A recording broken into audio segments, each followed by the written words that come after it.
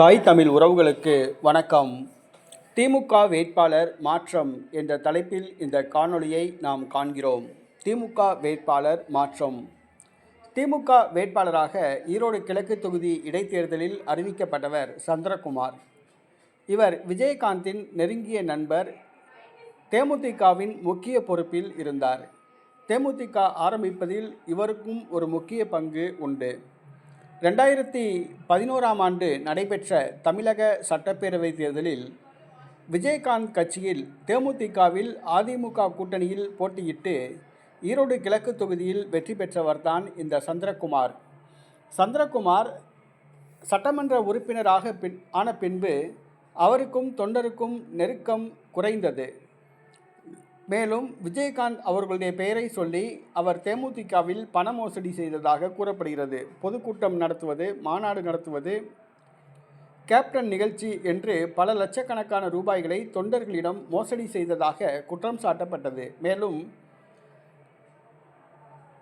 ஈரோடு கிழக்கு தொகுதியில் அவர் சட்டமன்ற உறுப்பினராக இருந்த பொழுது எந்த ஒரு நலத்திட்டங்களும் செய்யவில்லை.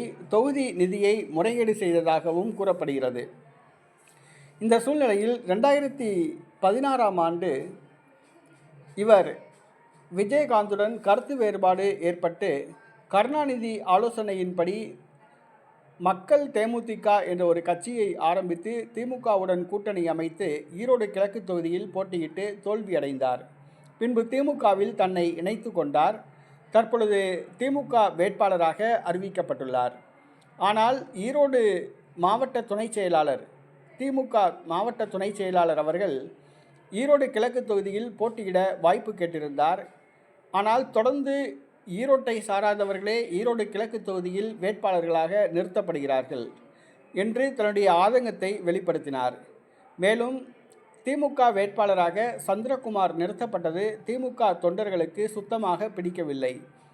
அமைச்சர் முத்துசாமி அவர்களே தன்னுடைய முதல் நாள் பிரச்சாரத்தை ரத்து செய்தார் என்று கூறப்படுகிறது.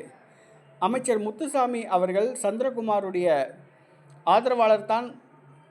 முத்துசாமி ஆதரவாளர் தான் சந்திரகுமார் என்று கூறப்படுகிறது. இருந்தாலும் கூட முத்துசாமிக்கும் இந்த வேட்பாளர் தேர்வு பிடிக்கவில்லை என்று கூறப்படுகிறது. தொண்டர்களுக்கும் விருப்பமில்லை என்று கூறப்படுகிறது.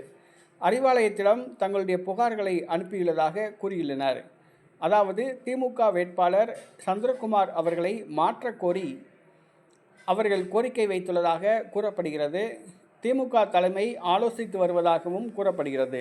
ஆகவே விரைவில் ஈரோடு கிழக்கு தொகுதி திமுக வேட்பாளர் சந்திரகுமார் மாற்றப்படுவார் என்று கூறப்படுகிறது. புதிய வேட்பாளர் அறிவிக்கப்படலாம் என்று கூறப்படுகிறது. இன்னும் ஒரு சில நாட்களில் இந்த அறிவிப்பு வெளிவரலாம்.